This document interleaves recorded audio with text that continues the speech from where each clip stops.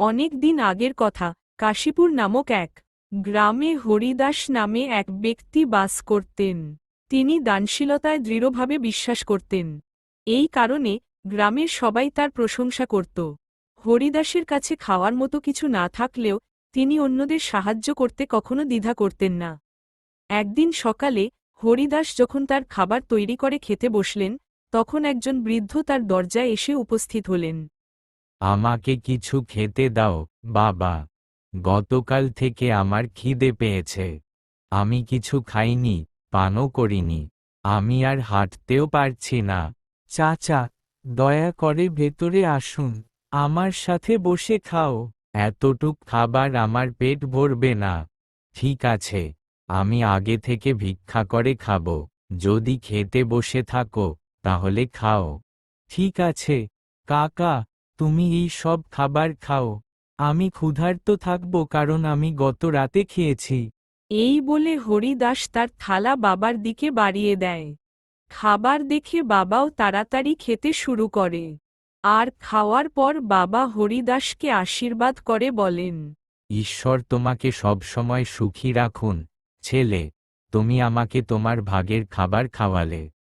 আজকাল এত উদার মানুষ খুঁজে পাওয়া কঠিন। তুমি ধন্য হও। এই বলে বাবা চলে যান, কিন্তু হরিদাসও ক্ষুধার্ত ছিলেন। এখন তিনি রান্নাঘরে যান এবং রান্নাঘরে রাখা বাক্সগুলি দেখতে শুরু করেন, যেখানে এক দানাও খাবার ছিল না। আমাকে কিছু একটা খুঁজে বের করতে হবে, অন্তত কোথাও থেকে খাবারের ব্যবস্থা করতে হবে। ওই বেচারার পেট ভরে গেছে। আমার খুব স্বস্তি লাগছে। এই চিন্তা মাথায় রেখেই হরিদাস ঘর থেকে বেরিয়ে যায়।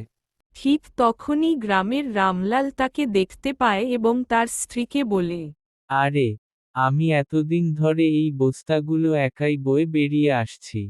আমি এখনই হরিদাসকে বলছি, দেখবে সে আমাকে কিভাবে সাহায্য করবে।